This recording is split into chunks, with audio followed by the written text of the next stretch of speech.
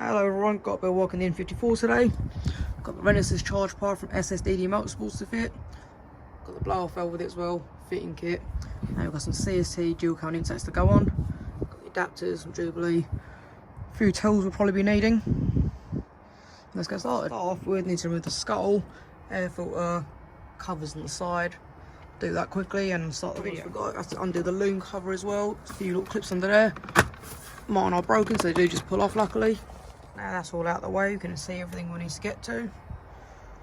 First of all, we're going to remove the cold air feed. So there's two Torx bits and two clips down there with the bolts removed. Just pull this out. And the next thing to do is undo the clips on this bit. One of mine's already broken, so it does pop straight off luckily. Next is undo the vacuum line. Be careful with the clips because there's BM and the plastics are rubbish. And we've got the other clip there that holds it in place. Just move it out of the way after. That's all loose. Move it out of the way. Next thing to undo is these connections down here. There's three of them, just got to pull them up. Alright, they're all loose. Next you're going to undo the Jubilee on the back hose. And the one on the front hose all undone. Next to undo is the diverter valves to change the charge pipe. Obviously you need to take off anyway, so just twist that and pull it up. Obviously that one's already undone. You've got two more down there. Might be best leaving that till you get the box off. I'm going to pull the intake pipes off. Out of the way.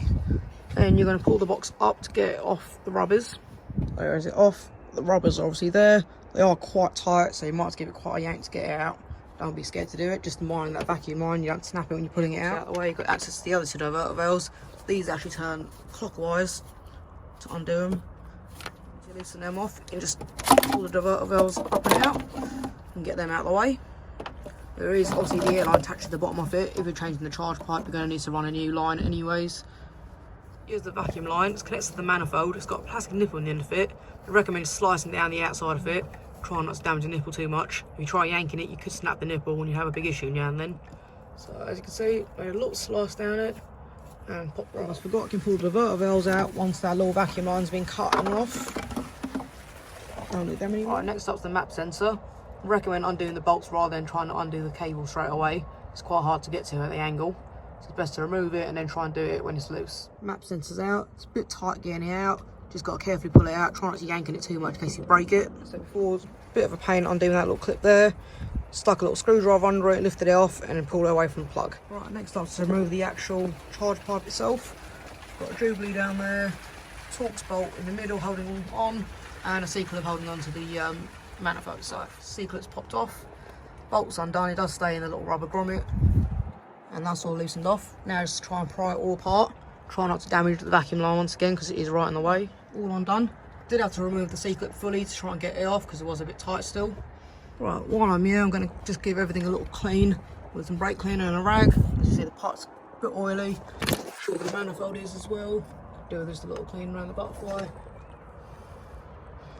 Right, give everything a nice little clean up in there. Just some brake cleaner and a rag. I'm ready to start putting charge pipe on now. What I did forget was putting some PTFE tape around these meth bungs, and it's also using a meth injection nozzle. Hard to see, but all done. Just went around it twice just to get a nice little seal on it. That one's in. You can only go so far down with it really. It gets a bit tight. You don't want to over tighten them too much or anything. Just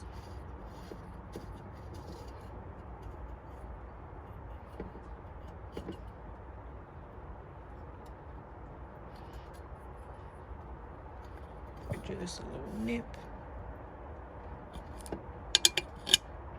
Trim the access off with a sanding knife. Just give them a quick nip up, make sure they are still nice and tight. What you're going to want to do is put the map sensor back in, make sure it's the right way around. So you want it facing down, obviously, same as it was before. Will be a bit tight putting it in. There we go. Comes with some new screws as well. Map sensor's all done up, nice and tight. Remove the C-clip off the charge pipe to hopefully make it a bit easier putting it on. Going to stick a bit all on the seal just to help you slide in a bit better, hopefully. Cleaned up obviously all the connections and everything, so it's all good to go now. Right, next you want to put on the coupler. Slide it onto the intercooler pipe, and then the charge pipe goes in the bigger end, obviously. Right, coupler's all done up on the intercooler side. Next up, the charge pipe. I've lubed the seal up with a bit of oil, And I've removed the C-clip just to make life a bit easier putting it on, hopefully. Let's try that. And get the right angle to get in without removing the power steering reservoir. But I'm going to have to move that out of the way just to get a little more leverage around that corner bit down there. Power steering reservoir moved out of the way. Got a little bit more room already. Just going to try and get in now. Alright, so it took quite a bit of work trying to get that on. It's very tight in this area down here, and try not to damage power steering lines or anything. Just about managed to make enough room. That they all clear fine. The charge pipe's now on. Put the C-clip on just to hold it in place. Done these two up. I'd recommend trying to make sure that you get this right on the end. There's a little beveled edge there on the inside. The silicone hose is just about the right length, and the Jubilees aren't the best quality, but they do up quite tight, luckily. Same with that one there, all nice and flush on the end. Don't want my boost leaks or popping off. Next thing to do is pop this sensor back on. That's all done. And yeah, that's pretty much the charge pipe itself done. Next up is to sort out the blower valve. That's the blower valve itself. Sort of HKS replica, I believe. Looks decent enough quality to me. Got a little fitting kit, got a rubber seal, C-clip and the filter. A few T-pieces, but we shouldn't really need them in this. Comes with some spare springs. I'm running stock boost at the moment, so I'm going to leave it as is. May change it later on if need be. Right, let's get started on that. First up, put the little rubber seal in.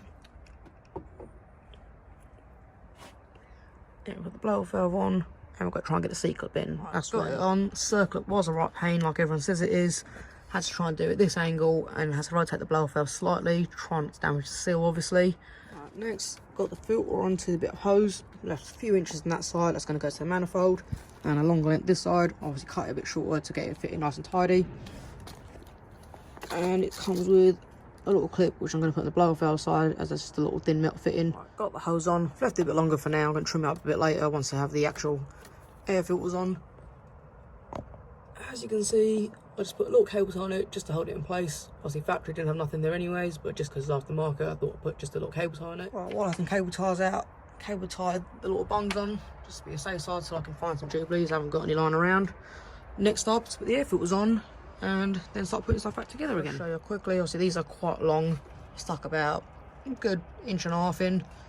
Leaves plenty of room in the end for the air filter to go on as well. The filters are on, all nice and tight and done up. Trying to get these out the way was a bit of a pain, so I ended up cable tying them up to the aircon line, just loosely, so it's not going to cause too much movement or pull or anything too much.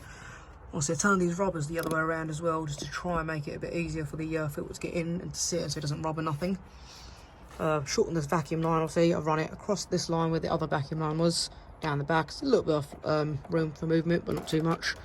Stick this vacuum line in, do that click, sorted.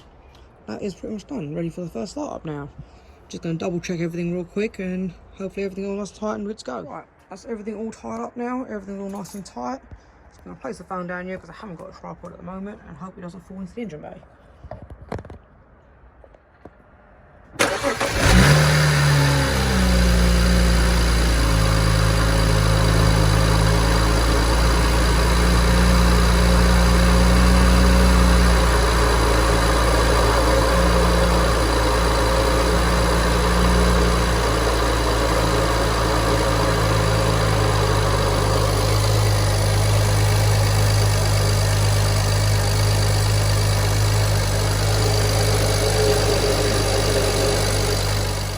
Quick run up. Luckily the car's already warm from earlier still. So double check everything nice and tight, nothing sounded too funny, doesn't have any leaks or anything like that. So I think we're ready to go. Just got to put everything back together again. Some people opt to leave the front intake off. I'm going to put it on just to get some cold air to these. As I'm sure you know, most people say the hot air intakes, but that's what the intercooler's for, which I'll get in a 5-inch intercooler, step to one next week hopefully, and that'll be another video hopefully. See you guys then. Bye.